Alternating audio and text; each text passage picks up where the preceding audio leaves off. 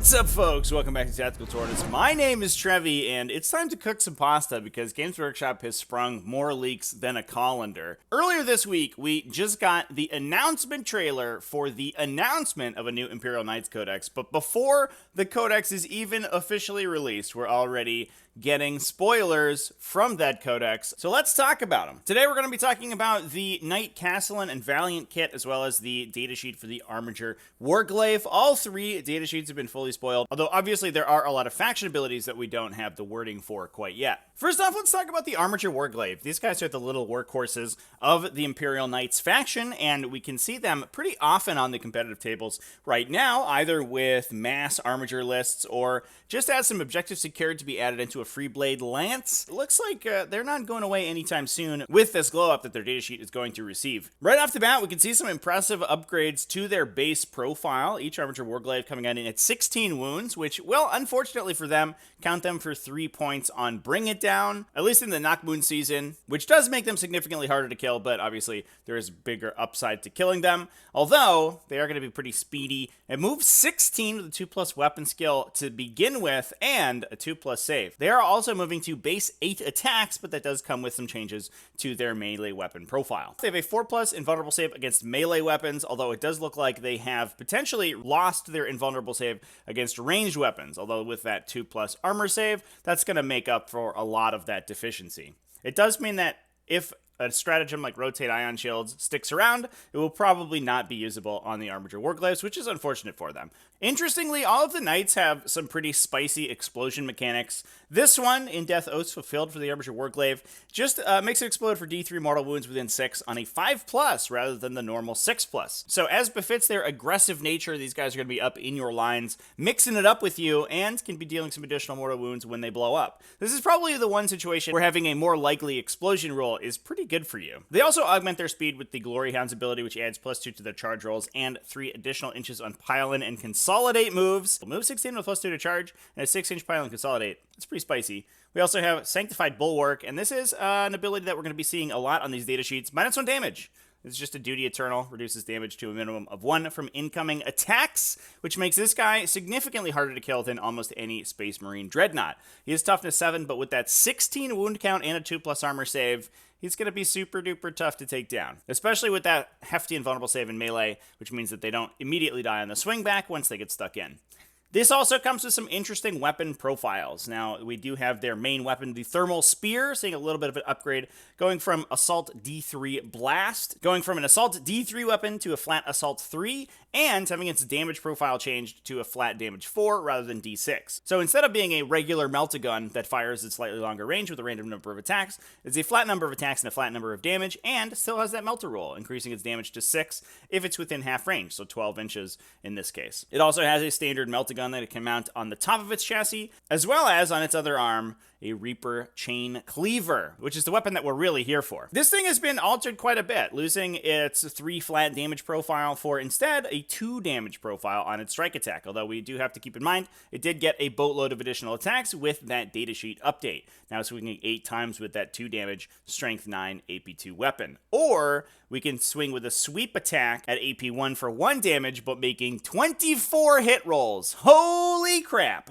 While these guys are going to be slightly less good at cracking armor, they are going to be able to kill a ton of 1-wound infantry, or even punch through -1 damage enemies with that enormous boatload of sweep attacks. Although only AP1 is not very good, however, I do imagine that some of the Knight households will have abilities to augment that and make those attacks a little bit more consistent. Now, interestingly, these guys do come in units of 1 to 3, but we don't see a vehicle squadron rule on their datasheet. It might be this Oathbound Phalanx ability that we see here, although the Glory Hounds ability does specify models in this unit, not this model, which would imply that it is designed for a multi-model unit. So we may actually be seeing full units of 3 armatures moving around the table with a grand total of 48 wounds. That's pretty tough to take down, and if these guys retain their objective secured ability, they're actually going to be very difficult to remove from your objectives. Now let's move on to the larger models that these guys are going to be supporting, and let's talk about the Knight Valiant and the Castellan.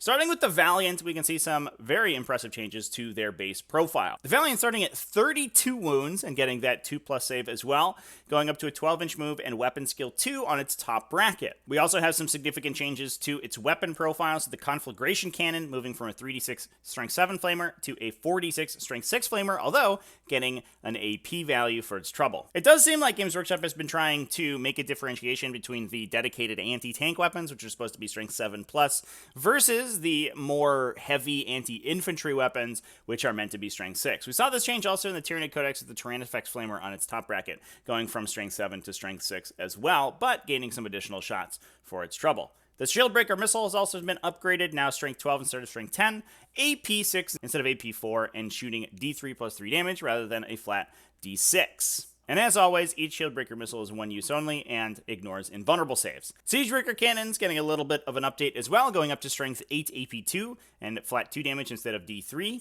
We can see Twin Meltaguns remaining unchanged, as well as its Titanic Feet being a little bit different. The base melee profile of Knights is going to change significantly. Now they have a base higher number of attacks, with the Knight Valiant attacking 6 times rather than the 4 from the previous version of the datasheet. However, they no longer multiply their attacks with their feat weapon, meaning this guy is locked to only 6 attacks, although those attacks are going to be strength 8 AP3 for a flat 4 damage. Definitely don't want to get near this guy if you're a heavily armored vehicle or something like that, because he will step on you, although he is significantly worse at killing multiple infantry.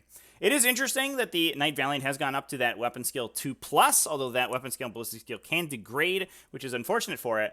But in the previous version, these guys used the same Dominus chassis that the Knight Castellan did, and despite the fact that they were built for a closer range engagement, we're still saddled by that weapon skill 4, meaning that engaging it in melee actually made it kind of bad at attacking you back. But lastly, before we move to the abilities on this thing's datasheet, let's talk about the Thundercoil Harpoon. This is probably one of the spiciest weapons that we've seen since the Tau railgun was spoiled, and while it's probably less impactful than the railgun being only a 12-inch range, it is pretty impressive. This strength 16 weapon doesn't have an AP or damage value because if you successfully wound with it, your target automatically suffers 10 mortal wounds. No longer the AP 6 flat 10 damage from the previous version of the Codex that could just be invulnerable saved. This thing will just plow you for 10 damage and then explode to everything within 6 inches, dealing them 3 mortal wounds. Interestingly, it is each enemy unit within 6, not each other enemy unit within 6, meaning that the target of the direct attack is going to take a total of 13 mortal wounds, with 10 coming first from the initial damage ability. 13 mortal wounds onto something your opponent cares about, in addition to hitting a wide swath of their army with 3 mortal wounds on top of that, is pretty nutty. And especially because this thing inflicts mortal wounds, not regular damage, it can actually be very good at clearing infantry. All you have to do is roll that 2 to hit and a 2 to wound, and you'll kill 10 to 13 models immediately. That's probably even more effective than its Conflagration Cannon, which only averages 14 attacks to begin with, then has to roll to wound, and your opponent gets to save against it. Whereas the Thundercoil Harpoon, on a successful wound roll, is just going to kill those 13 one-wounders automatically.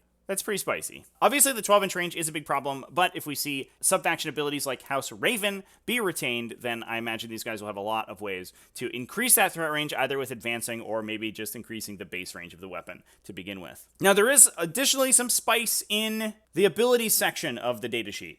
We see the Ion Shield rule return to give these guys a 5+ invulnerable save. This now works against both melee and ranged weapons, which is very important. The dual plasma core explosion, instead of being a 2d6 roll that can then scale the scale of the explosion, now just triggers on a 4+. Again, we're seeing these knights explode with a little bit more vigor, and it deals d6 mortal wounds to everything within 12. It also has the Sanctified Bulwark ability, reducing damage against it by 1 to a minimum of 1. So basically, we're getting the Dreadnought treatment on all of the knights, which is going to make this faction significantly more tanky, something that Knights really super needed.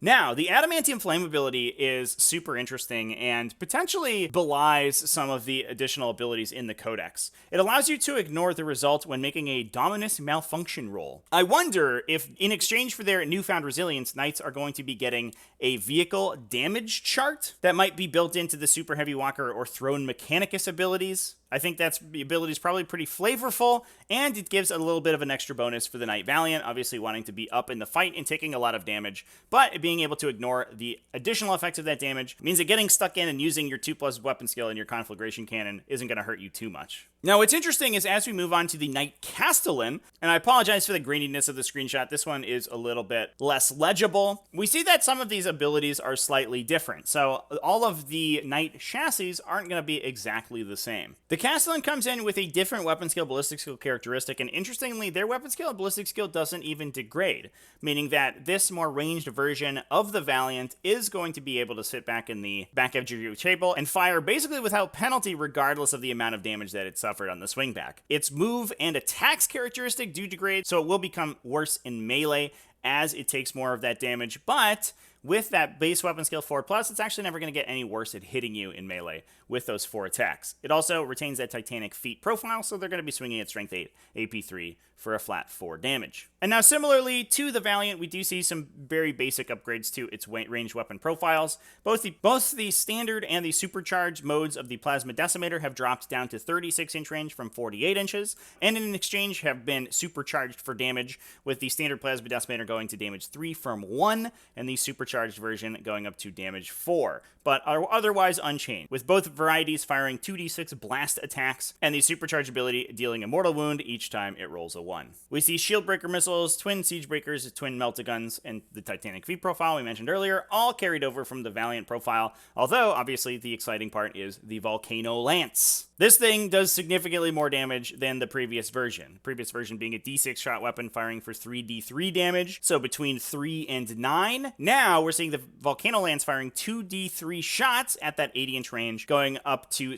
AP 6 instead of AP 5, although that's not a change that matters too much. But the damage profile being upgraded to d3 plus 6 damage, meaning that the ceiling of damage inflicted by a hit by this weapon is significantly higher. The old version being minimum 3, maximum 9, this one being minimum 7, maximum 9. So on average, firing 4 times at that strength 14 AP6 profile for 8-ish damage apiece, which is pretty insane. It has lost its blast keyword, which is actually good for it because it can now be fired in melee, and the reroll wound rolls against Titanic units in exchange for that additional damage, but I think you'll agree that the extra damage is very much appreciated from this gun.